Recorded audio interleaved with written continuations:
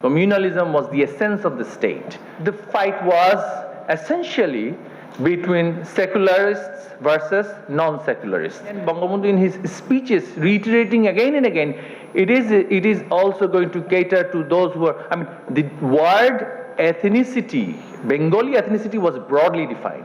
History is the battleground of our political polity. At the same time, history in this part of the world often determines people's livelihood. I was just saying this to our today's keynote speaker, that history as it is in the West and history how it is seen as and used and interpreted and used in politics is so fundamentally different from the West to what happens here in the East. I was just telling him how the Myanmar government starts its discussion on migration of internal the ethnicities within Myanmar region from 1700s. So even before the colonial administration took over Burmese territory.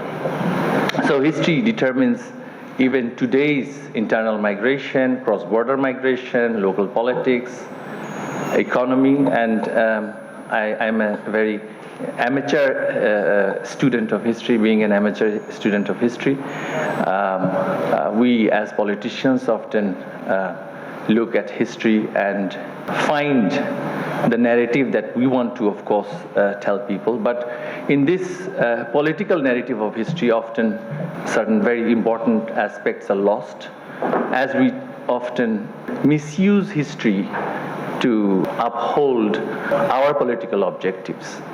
And this has been quite the practice in our politics, especially post-1975 in this country. We had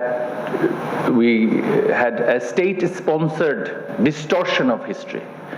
So it's important that Center of Excellence like Dhaka University looks at history objectively. And they don't, as historians, we don't have to side with anyone, of course, but we also need to consider the fact that the distortion led to change of social fabric in our society. So one particular aspect I wanted to raise, I sound like someone who is very interested to participate in the panel as opposed to just representing the government as a ceremonial guest. I am not a very ceremonial person and not very comfortable with rituals.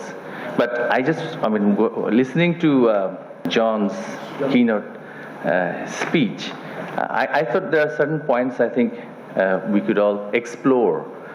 One of them is that,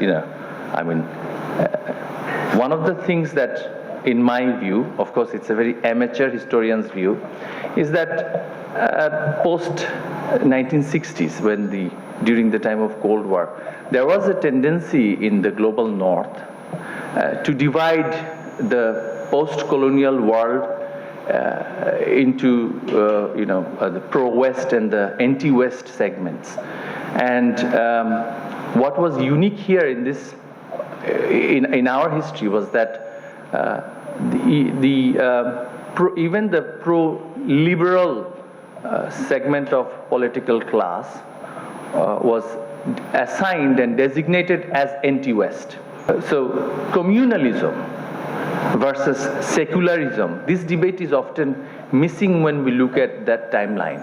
Pakistan, whilst all the fancy words were used in John's keynote speech, and which are partly, of course, true, that Jinnah's vision of a federal Pakistan with multi-culture and multi-ethnic identities, but as that state became a very feudal state in character, it relied on certain very regressive political ideologies, or practices rather, one of them being communalism.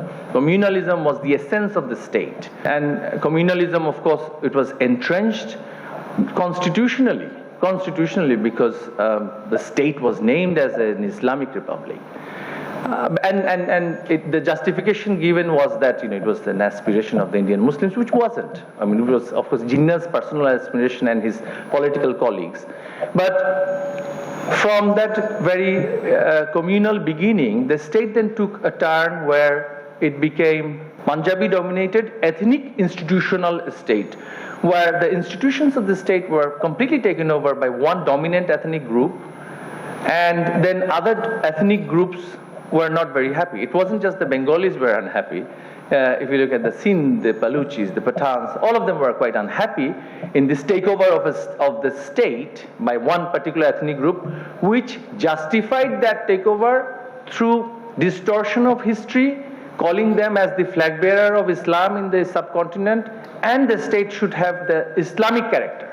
Although, I mean, Islamic state did not exist despite subcontinent having almost 500 years of Muslim presence or 600 years of Muslim presence. Islamic, I mean, even the Mughals weren't Islamic state, or the remnant of the Turkish Ottoman Empire. It wasn't Islamic state as such, but it was used, the justification was given as that it would be an Islamic state.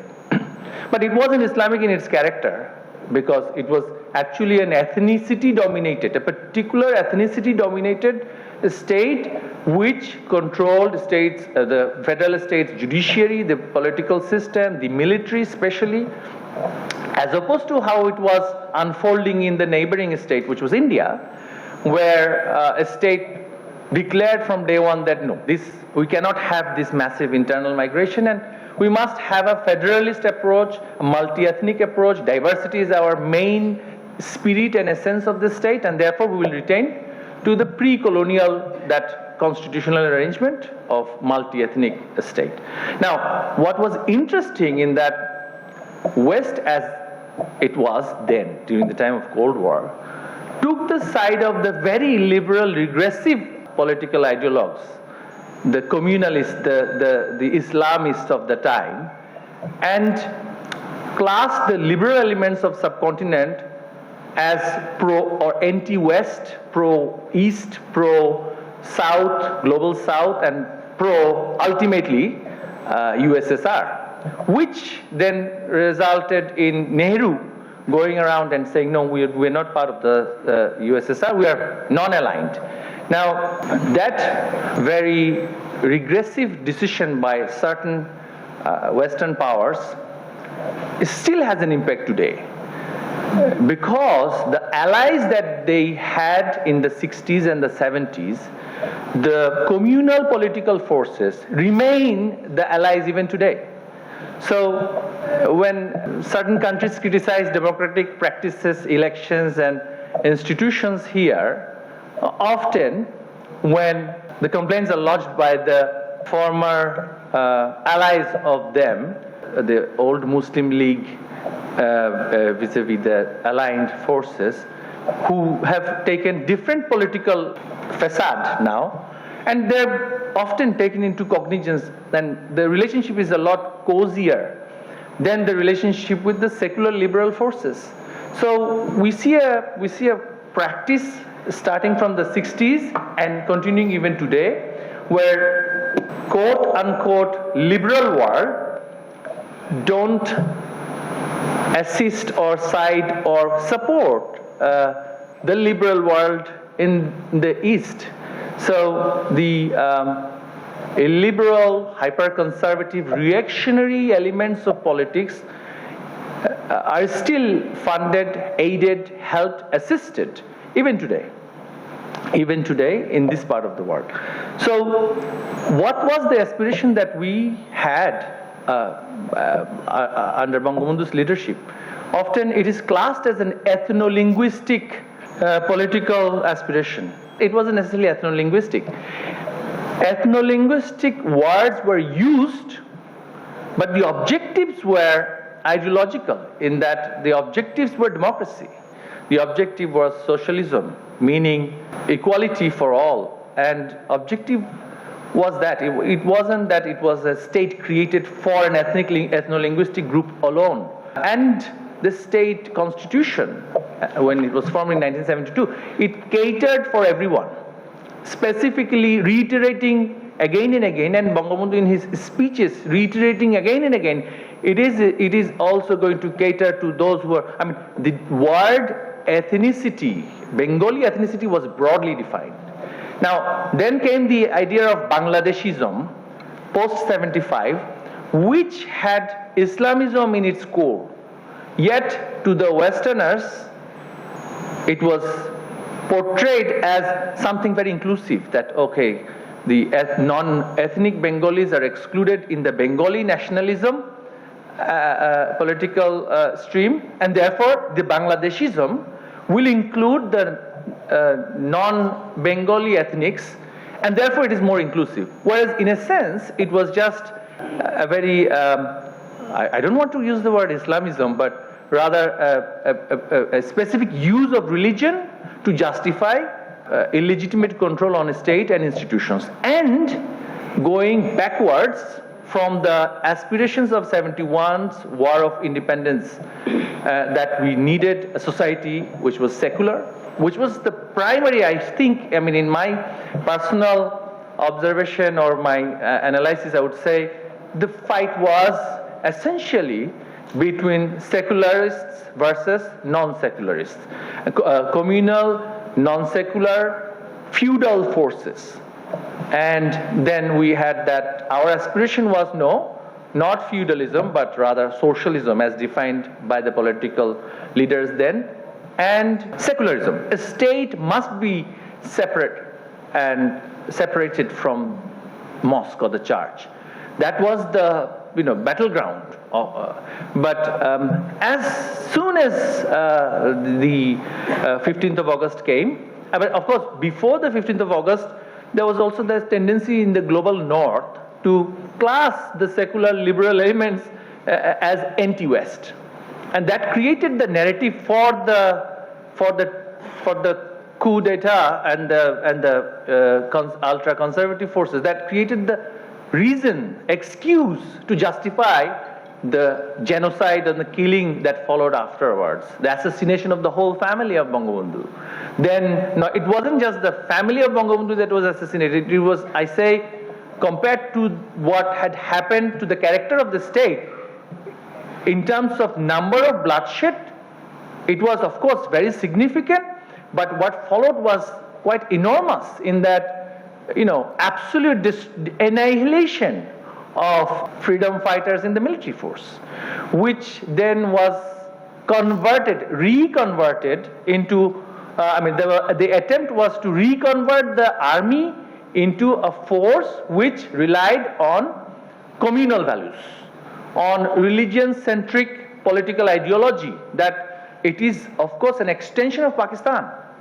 And this part of Pakistan, it was, the name has only changed, but the state institutions must uphold the Islamic aspiration of the people, which wasn't the case. Our people in 71, I feel often, even the marginal people, the rural Bengalis who fought the War of Independence did not fight for an Islamic state, or the Islamic state as claimed by the then Pakistan's founding father. So this is often missing in our analysis in the West, I should say, and also in the East, that there was an ideological part which wasn't necessarily ethno-linguistic aspiration, but rather this particular focus that state should cater for all ethnic groups. Bengali nationalism itself was defined very broadly. It wasn't just that it was an ethnic.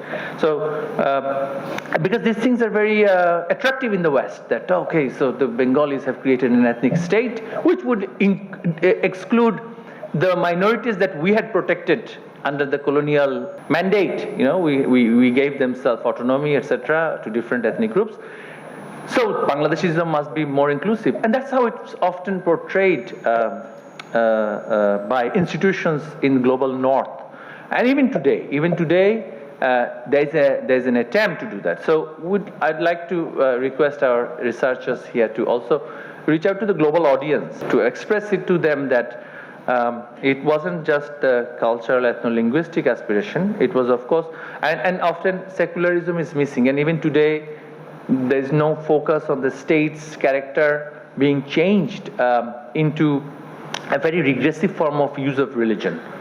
Although our party, Bangladesh Awami League, is in power for 15 years, I have to, of course, admit that populist politics also has its limitation, and therefore often, because the state was ran by the other side for longer period in the whole time span of this country, and therefore institutions were of a nature, and still are of a nature, which is not aligned with the ideological standpoint of the ruling party. So this is a very unique situation here, that we have a state and the state institutions with their own value system, which is not necessarily aligned with the values and the ideological, at least on paper, the ideological basis of the ruling party. So, I mean, how else?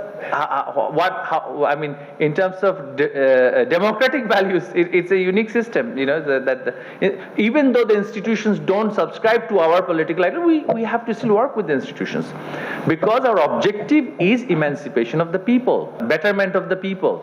And therefore, we have to make certain compromises.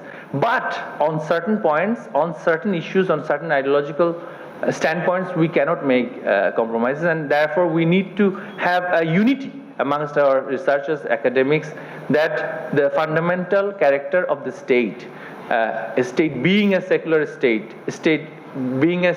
an institution which caters for everyone, not just the urban dwellers, not just the educated elite, but also the marginal people, but also the last mile, which is often missing in our policy discourse also, which I find, being in government for the last 5 years, a lot of things are very capital-based, very Dhaka-centric decisions that we take when it comes to, from education to social policy. It is a very capital-centric approach. Our former governor of Bangladesh Bank is here, and he knows this very well, that vested quarters and powerful voices are so powerful that his 10 Taka bank account initiatives were also halted, and I don't know where it is today. But yeah, I mean, is the state catering for the masses as it promised in 1971? And what are the things that we can do from the academic community to make the state, again, going back to the values that the people here fought for under the leadership of Bangabandhu? So I would like to end my speech here. Sorry, I have sounded very informal in the way I've delivered my speech. As I said, I'm not a very ceremonial, very ritual-based politician, but I could not resist my certain points that I wanted to make here, having heard the speakers before me. So I wish the conference all the success, and hopefully the remaining part of the conference will go well for everyone. Thank you. Jai Bangla, Jai Bangabandhu, may Bangladesh live forever.